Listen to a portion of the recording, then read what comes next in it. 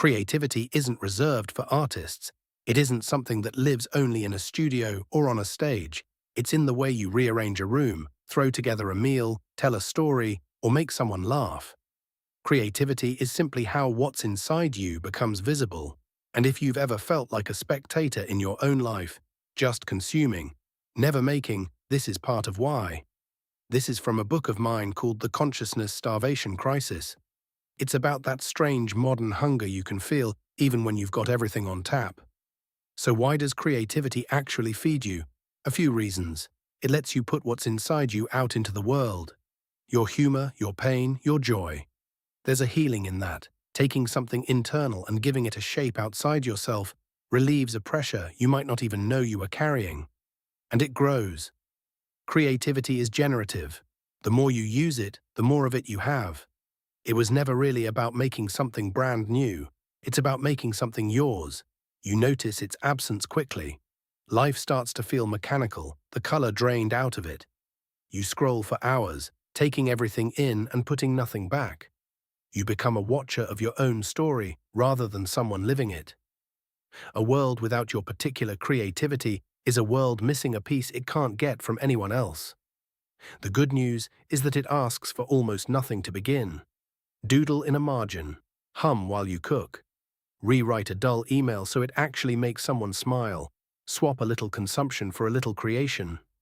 Instead of 3 hours in front of the telly, give 15 minutes to a note, a sketch, a thought you share. Follow whatever's odd about you, because what feels quirky to you is often a gift to someone else. And it doesn't have to be solitary. A conversation, a shared plan, even a joke built together, that's creativity too. There's one thing that will get in your way. And it's perfectionism. That inner critic muttering, it's not good enough, so why bother? That voice starves you. Here's the truth of it. Imperfect creativity nourishes you, and creativity left untouched simply withers. So try something today that's just for you. Write a sentence no one else will ever read.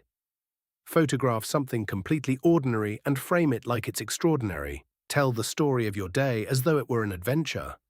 Your creativity doesn't need permission. It needs air. It's not optional. It's oxygen for the spirit, and every time you create, you take back a piece of yourself. Then there's the other side of the same coin, which is contribution.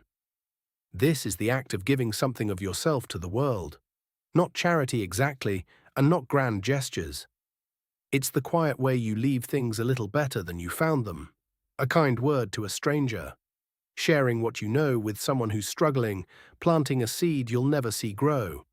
Contribution is the answer to that lie that you're separate, on your own, that none of it matters. It reminds you that you do matter, and that what you do ripples outward further than you can see. It feeds you because it gives you purpose. Knowing your actions serve someone else strengthens your sense of meaning. It builds connection, tying you into the wider web of life. And it reflects you back to yourself. The kindness you give tends to find its way home. The energy you put out multiplies. When you stop contributing, you start to shrink. Life turns inward and hollow. Relationships begin to feel like transactions, and that voice creeps in, asking what the point of you even is. Your gifts stay locked away, unused, and unused gifts rot. Like creativity, this can be tiny. Hold a door. Smile at someone. Leave a kind comment online instead of just scrolling past. Share your story, because your experiences, including the hard ones, can be a lifeline to someone going through the same thing. Teach what you know, whether that's a recipe, a shortcut at work, or a way you've found to calm your own anxiety. And sometimes contribution isn't doing more at all. It's being properly present, right where you already are. The resistance here sounds like this. What I have to give isn't enough. But contribution was never meant to be big.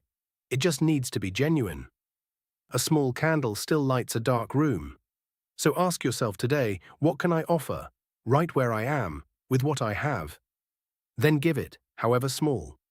Because the giving feeds you every bit as much as the person on the receiving end. Contribution completes the circle. What you take in through connection, play, rest, and creativity flows back out again. That movement, in and out, is the whole of it. That's life.